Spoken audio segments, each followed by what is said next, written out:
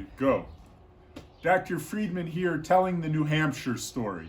So why am I telling the New Hampshire story from my backyard? Well, because I got a message from a Yeshivah bochur at one of the yeshivas that I gave a talk to a few weeks ago, where I gave over the New Hampshire story. And he said, Dr. Freedman, you got to record the New Hampshire story. I want to send it to my family, because right now we're all on quarantine and we got nothing better to do than to watch you telling the New Hampshire story out of your backyard. So anyways, here's the New Hampshire story out of my backyard on coronavirus quarantine. Okay, New Hampshire story goes like this. I decided that I would take my kids and my wife on vacation a number of years ago, and what better place to go than New Hampshire?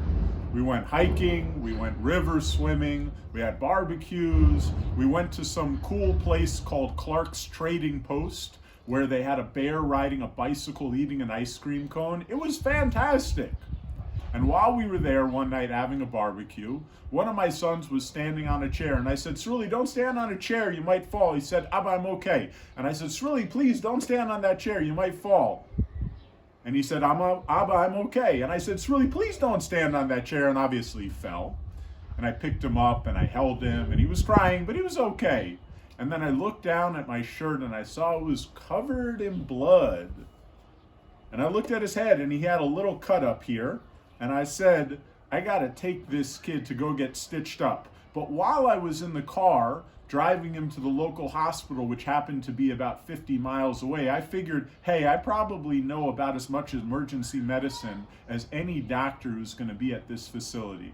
So I stopped instead at the local police station, and I figured I'd go in to get a first aid kit and just stitch him up myself. So I walked into the local police station, and I went in and I said, hi, my name's Dr. Freedman. There's been an accident. I need a first aid kit. And the cop standing there smoking a cigarette told me, we're closed. And I said, I understand you're closed, but my name's Dr. Freedman and there's been an accident and I need a first aid kit. And he said, I already told you we're closed. And I said, I understand that you're closed, but look at my shirt, I'm covered in blood. There's been an accident and I need a first aid kit. And he said, buddy, we're closed. So as I walked out of that police station, I said to myself, if this guy is unwilling to help me when I'm covered in blood and told him there's been an accident, and he's a cop, he is unlikely to be a Jew. Why is that? Because as Jews, we go out there and we help people. Chazal tell us that we are Rachmanim, Baishanim, Gomlei Chasadim. We are out there trying to help to fix the world for better, doing tikkun olam for better, for worse at all times.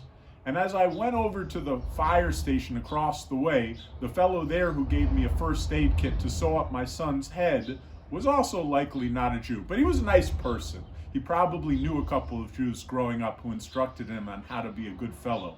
Anyways, what's the point? The point is, as we sit here in quarantine, Jews are doing so many good things, and I'm so proud to be a Yid. We have the Brazilian cosmetics magnate who donated 1.7 tons of Purell. We have millions of dollars being raised for Holocaust victims. We have free boxes of matzah and grape juice being given out by every single Chabad house in the entire world to ensure that every Jew is going to be ready and able to celebrate Pesach with their families.